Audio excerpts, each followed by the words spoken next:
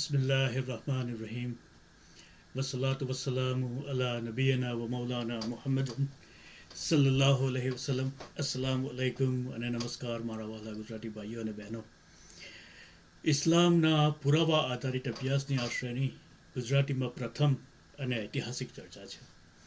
ઇસ્લામને સમજવા માટેનો આ તર્કસંગત અને સંશોધન આધારિત અભિગમ આપણા સમાજ માટે એક નવી દિશા છે. આ શ્રેણી માત્ર મુસ્લિમો માટે નથી, પરંતુ સત્યની શોધમાં રહેલા દરેક માટે છે. ભલે તેઓ કોઈ પણ જ્ઞાતિના હોય, ધર્મના હોય, કે જે લોકો હજુ સુધી ધર્મોમાં ના માનતા હોય. તો આજે આ જ્ઞાન યાત્રાનો આગળનો ભાગ શરૂ કરીએ. પાછલા વિડીયોમાં આપણે સમજ્યું કે ધર્મ માત્ર પસંદગી નથી, એ હકીકતનો પ્રશ્ન છે. અને આજે આપણે એક ખૂબ જ મહત્વનો પ્રશ્ન લઈશું કે અલ્લાહ કોણ છે. કારણ કે જો આપણે અલ્લાહ છે કે નહીં એ પ્રશ્નનો જવાબ શોધવો છે, તો આ એપિસોડમાં આપણે અલ્લાહની એક ડેફિનેશન જોઈએ કે અલ્લાહ કોણ છે. તો પહેલાં આપણે સમજવું પડશે કે અલ્લાહ શબ્દોનો અર્થ શું છે. આ એપિસોડ શરૂ કરતાં પહેલાં એક વાત ક્લિયર કરી લઈએ કે અલ્લાહની જાતને જાણવા માટે આ એક એપિસોડ બિલકુલ પૂરતો નથી. આ એપિસોડ તો શું તમે બધા એ વાતથી સહમત હશો કે દુનિયાના બધા દરિયાઓને શાહી કે ઇંક બનાવી દેવામાં આવે અને તમામ વૃક્ષોને પેન બનાવી દેવામાં આવે તો પણ આપણે અલ્લાહની જાતને વર્ણવી શકતા નથી. અલ્લાહની જાત મનુષ્યના કોમ્પ્રિહેન્શનની બહારની વસ્તુ છે.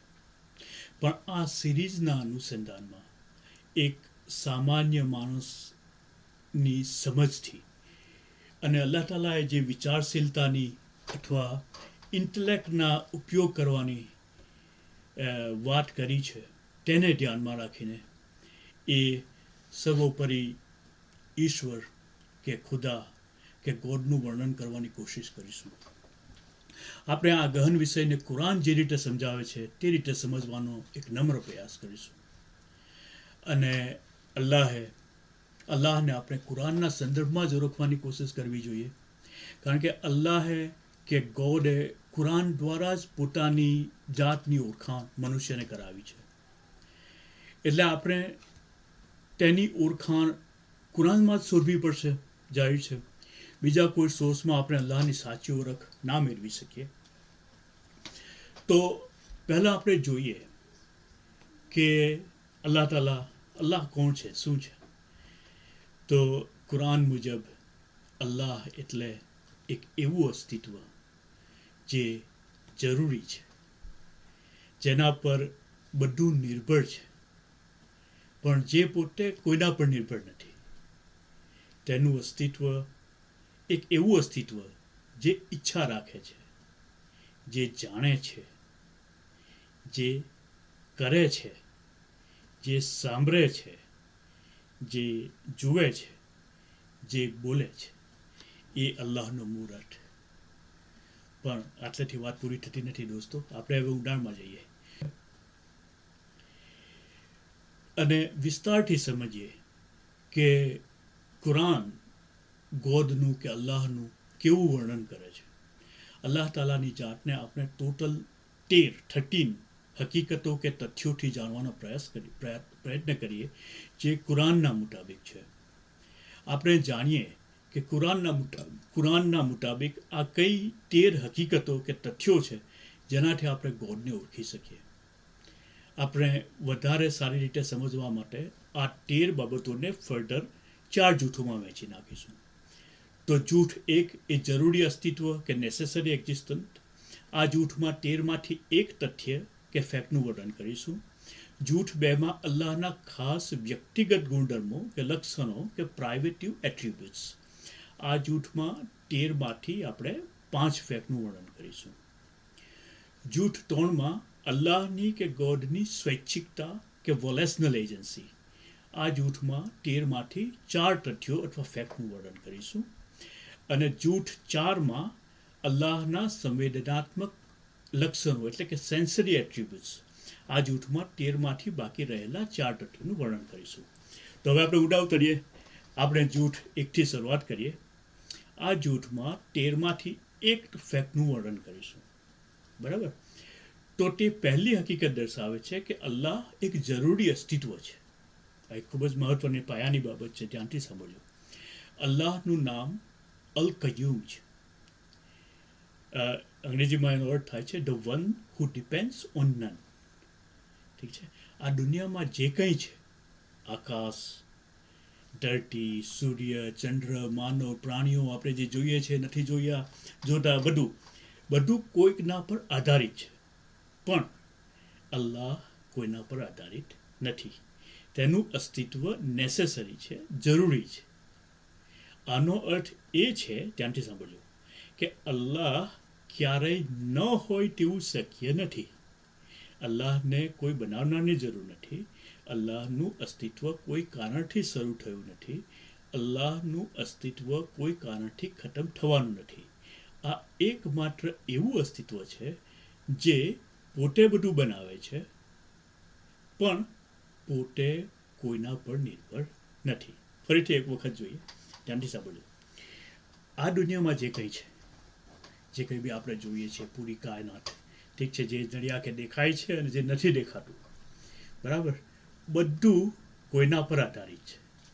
પણ અલ્લાહ કોઈના પર આધારિત નથી. તેનું અસ્તિત્વ નેસેસરી છે, એટલે જરૂરી છે. આનો અર્થ એ છે કે અલ્લાહ ક્યારેય ન હોય તેવું શક્ય નથી. અલ્લાહને કોઈ બનાવનારની જરૂર નથી. અલ્લાહનું અસ્તિત્વ કોઈ કારણથી શરૂ થયું નથી. અલ્લાહનું અસ્તિત્વ કોઈ કારણથી ખતમ થવાનું નથી. આ એકમાત્ર એવું અસ્તિત્વ છે જે પોતે બધું બનાવે છે, પણ પોતે કોઈના પર નિર્ભર નથી. બરાબર. જૂથ 2 પર આવીએ. તો જૂથ 2માં અલ્લાહ તાલાના વ્યક્તિગત ગુણધર્મો, એટલે કે પ્રાઇવેટિવ એટ્રીબ્યુટ્સ ઇંગ્લિશમાં કહેવામાં આવે છે, તેનું વર્ણન કરીએ.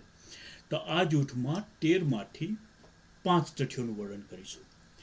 5 હકીકતો બતાવે છે કે અલ્લાહમાં કોઈ ખામી નથી. તો આ જૂથનું જે હેતુ છે એ બતાવે છે કે ભાઈ અલ્લાહમાં કોઈ ખામી નથી. તો કેવી રીતે જોઈએ? તો પહેલો પ્રાઇવેટિવ એટ્રીબ્યુટ છે કે અલ્લાહ બિગિનિંગલેસ છે. એટલે કે અલ્લાહનું નામ અલ અવ્વલ છે, જેનો અર્થ થાય છે અલ્લાહનો કોઈ શરૂઆત નથી. એ ક્યારેય શરૂ થયો નથી.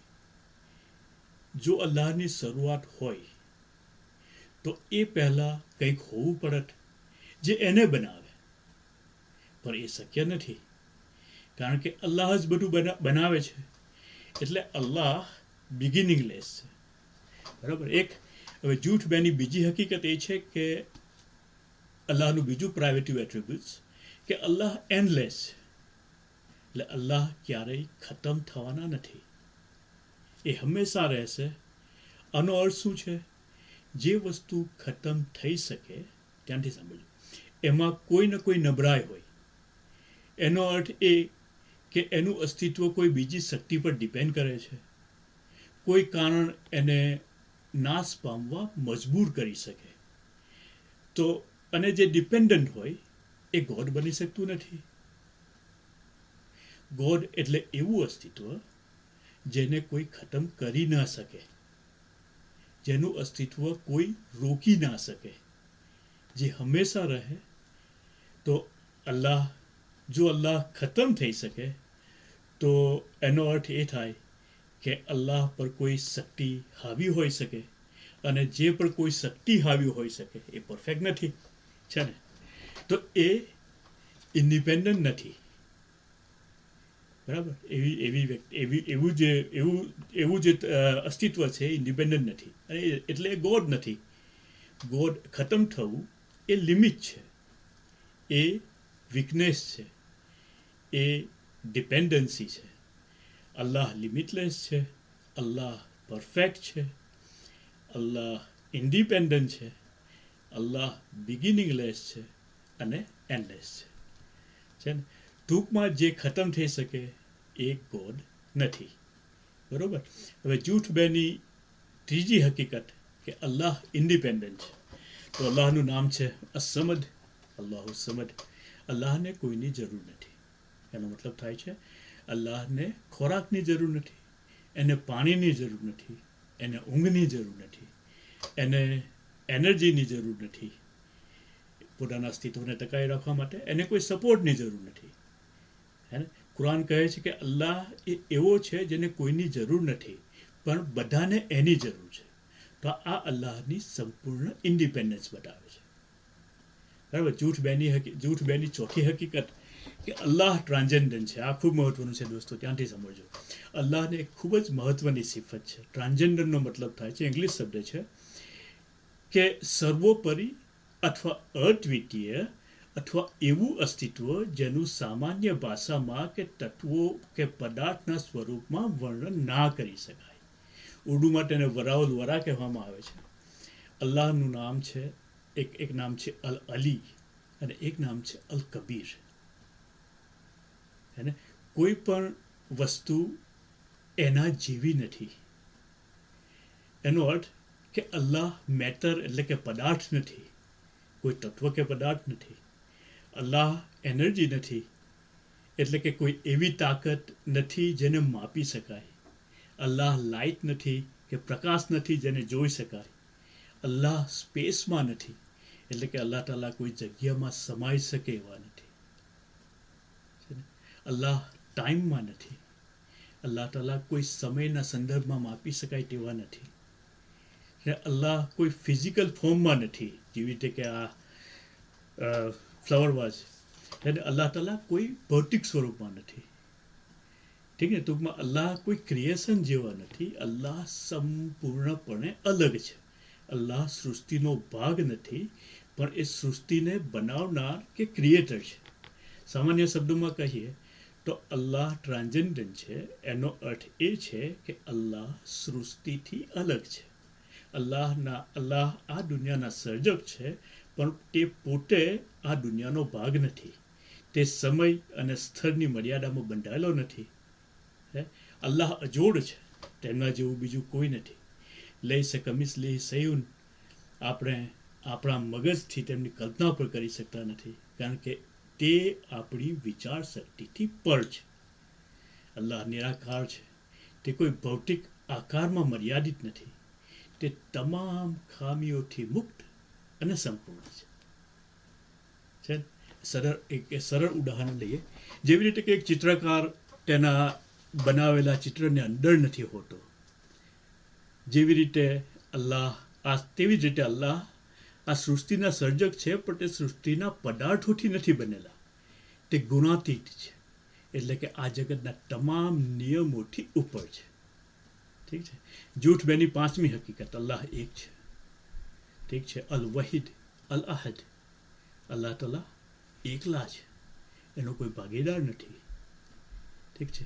જો બે ગોડ હોય તો બંને ઇન્ડિપેન્ડન્ટ ના હોય, બંને પાવરફુલ ના હોય, બંને પરફેક્ટ ના હોત, બંને નેસેસરી ના હોત. કારણ કે જો બે ગોડ હોય તો એકને બીજાથી અલગ થવું પડે. એકની ઈચ્છા બીજાની ઈચ્છાથી ટકરાય. એકની શક્તિ બીજાની શક્તિથી મર્યાદિત બને. સમજાય છે ને? અને એકનું અસ્તિત્વ બીજાના અસ્તિત્વ પર આધારિત બને. Multiplicity itself is a defect. એટલે કે બહુવિધતા પોતે જ એક ખામી છે. બહુત્વ એટલે મર્યાદા, અને મર્યાદા એટલે ગોડ ન હોવું. અલ્લાહ એકલો છે, સંપૂર્ણ શક્તિશાળી અને સંપૂર્ણ સ્વતંત્ર. એના અસ્તિત્વમાં કોઈ ડિવિઝન નથી, કોઈ પાર્ટનરશિપ નથી, કોઈ કમ્પિટિશન નથી, કોઈ લિમિટેશન નથી. ઠીક છે. હવે જૂઠ 3 પર આવીએ તો અહીંયા આવે છે અલ્લાહની વોલિશનલ એજન્સી, એટલે કે સ્વૈચ્છિકતા. એટલે કે અલ્લાહ પોતે ઈચ્છા રાખે છે, ઈરાદો કરે છે. કોઈ કામ કરવાની ચોઈસ કે પસંદગી કરે છે, નિયત કરે છે અને નિર્ણય લે છે. તો આ બાબત પણ આપણે 4 હકીકતોથી સમજવાની કોશિશ કરીએ. અલ્લાહ એ કોઈ મશીન નથી, પણ તે પોતાની ઈચ્છાથી સમજપૂર્વક અને પોતાના જ્ઞાનથી બધું કરે છે. રાઈટ.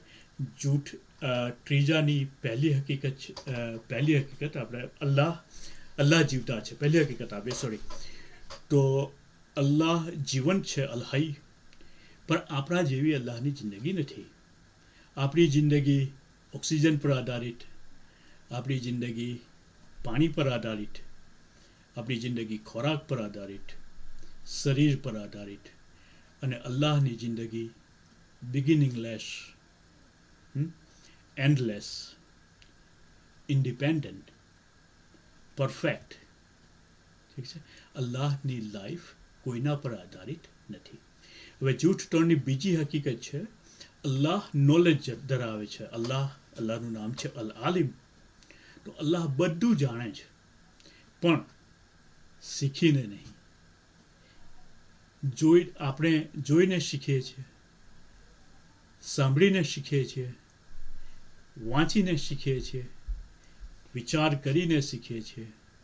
જ્યારે અલ્લાહ સિમ્પલી નોઝ, અલ્લાહ જાણે છે, અને એનું નોલેજ અનલિમિટેડ, પરફેક્ટ, બિગિનિંગલેસ, એન્ડલેસ અને ઇન્ડિપેન્ડન્ટ. અલ્લાહને કોઈ શીખવતું નથી. ઠીક છે. હવે જૂઠ તોડની ત્રીજી હકીકત પર આવીએ, એ છે અલ્લાહ પાવરફુલ છે. અલ્લાહનું નામ અલ કાદિર છે, એટલે કે અલ્લાહ બધું કરી શકે છે. એની શક્તિ અનલિમિટેડ છે, પરફેક્ટ છે, ઇન્ડિપેન્ડન્ટ છે, બિગિનિંગલેસ છે, એન્ડલેસ છે, અને અલ્લાહ જે ઈચ્છે તે કરી શકે છે. કોઈ એને રોકી શકતું નથી. ઠીક છે. અલ્લાહની જૂઠ તોડની ચોથી અને છેલ્લી હકીકત પર આવી આપણે. તો અલ્લાહ વોલ્યુશન ધરાવે છે. આ ઇમ્પોર્ટન્ટ છે. એટલે કે અલ્લાહ ઈચ્છા શક્તિ ધરાવે છે. અલ્લાહ કોઈ મશીન નથી. એનો કહેવાનો મતલબ કે અલ્લાહનું એક કન્સેપ્ચ્યુઅલ નામ છે અલ મુરીદ, એટલે કે અલ્લાહ ઈચ્છે છે, કંઈક કરવાનો ઈરાદો કે ચોઈસ કરે છે, નિર્ણય કરે છે. ઠીક છે. અને અલ્લાહે દુનિયા બનાવવી પસંદ કરી. અલ્લાહે આપણને બનાવવાનો ઈરાદો કર્યો. અલ્લાહ મશીન નથી કે જે ઓટોમેટિકલી બધું કરે. Allah does with intention. Allah chooses to make and then makes it. ઠીક છે. તો અત્યાર સુધી આપણે અલ્લાહની 10 હકીકતોનું વર્ણન કરી ચૂક્યા, 13માંથી. હવે ચોથા અને છેલ્લા જૂઠ પર આવીએ. તો આ જૂઠ શું કહે છે? આ જૂઠ અલ્લાહના સેન્સરી એટ્રીબ્યુટ્સ, એટલે કે ગુજરાતીમાં કહે છે સંવેદનાત્મક લક્ષણોની ચર્ચા કરે છે, જે મૂળભૂત રીતે અલ્લાહ માટેની બીજી 3 હકીકતોની ચર્ચા કરે છે. એટલે આપણી 3 હકીકતો બાકી છે 13માંથી. તો આ 3 હકીકતો પણ આપણે કુરાનથી જ જાણીએ. કે હકીકત 11, કે અલ્લાહ સ્પીક્સ, એટલે કે અલ્લાહ બોલે છે. તો અલ્લાહ બોલે છે, પણ આપણા જેવી નહીં. અલ્લાહની જે વાણી છે એ આપણા જેવી નથી. અલ્લાહની સ્પીચમાં સાઉન્ડ નથી, વોઇસ કે અવાજ નથી. અલ્લાહની સ્પીચમાં લેટર્સ કે અક્ષર નથી. અલ્લાહની સ્પીચમાં ગ્રામર કે વ્યાકરણ નથી. અલ્લાહની સ્પીચમાં કોઈ ઓર્ગન કે કોઈ વાજિંત્ર નથી. અલ્લાહની સ્પીચ પરફેક્ટ છે. ઠીક છે. જૂઠ 4ની હકીકત, બીજી હકીકતમાં આવીએ કે અલ્લાહ સાંભળે છે. અલ્લાહ હિયર્સ. અલ્લાહનું નામ અસમી છે. અલ્લાહ બધું સાંભળે છે. ડિસ્ટન્સ કે અંતર તેને રોકતું નથી. અવાજનું વોલ્યુમ સૂક્ષ્મ હોય કે અતિ ભારે, અલ્લાહ માટે સમાન છે. ફ્રિકવન્સી એને રોકતું નથી. ડાર્કનેસ એને રોકતું નથી. એટલે કે અલ્લાહનું હિયરવું કે સાંભળવું પરફેક્ટ છે. હવે ચોથી અને છેલ્લી હકીકત, કે અલ્લાહ સીઝ. ઠીક છે. અલ્લાહ બસીર છે, અલ બશીર. ઠીક છે. અલ્લાહ બધું જુએ છે. અંધકારમાં પણ, અંતરમાં પણ, નાનું હોય કે મોટું હોય, છુપાયેલું હોય કે ખુલ્લું. બરાબર. અલ્લાહનું સીઈંગ, જોવાનું પરફેક્ટ છે. તો આ થઈ કુરાનના આધારે અલ્લાહ માટેની 13 ખાસ હકીકતો. આજે આપણે કુરાન મુજબ અલ્લાહ કોણ છે તેની મૂળભૂત 13 હકીકતો સમજવાનો પ્રયત્ન કર્યો. તો આ હકીકતો માત્ર માહિતી નથી દોસ્તો, આ એ આધાર છે જેના પર આખું ઈમાન, આખી તૌહીદ અને આખી આધ્યાત્મિક સમજ ઊભી છે. હવે એક ખૂબ જ મહત્વનો પ્રશ્ન આગળ આવે છે કે જો અલ્લાહ એવો છે જેવો કે બિગિનિંગલેસ, એન્ડલેસ, ઇન્ડિપેન્ડન્ટ, પરફેક્ટ, ટ્રાન્સેન્ડન્ટ, તો પછી દુનિયાના બીજા ધર્મોમાં જે દેવતાઓ છે એમનું સ્વરૂપ આથી કેટલું અલગ છે? શું બધા ધર્મો આ એક જ ઈશ્વરની વાત કરે છે કે પછી દરેક ધર્મનો ગોડ મૂળભૂત રીતે અલગ છે? અને જો અલગ છે તો કેમ અલગ છે? ઠીક છે, તો આ આગલા એપિસોડમાં આપણે આ અત્યંત મહત્વના પ્રશ્નને સમજીશું. બીજા ધર્મોમાં દેવતાઓ અને ઇસ્લામના અલ્લાહમાં એટલો મોટો ફરક કેમ છે? ઠીક છે, આ વિષય માત્ર તુલના નથી દોસ્તો, આ સત્યની શોધનું એક આગળનું પગલું છે. અને એક વાત ગેરંટેડ છે દોસ્તો કે આ વ્યાખ્યાન શ્રેણીના બધા એપિસોડ જોયા પછી તમારું ઈમાન જરૂર એક ઊંચી સતહ પર પહોંચવાનું છે ઇન્શાલ્લાહ. ઠીક છે, તો તમારા મિત્રો સાથે આ એપિસોડને શેર કરવાનું ચૂકતા નહીં. અને આગલા એપિસોડમાં ફરી મળીએ એક નવા ઊંડા પ્રશ્ન સાથે. અલ્લાહ હાફિઝ.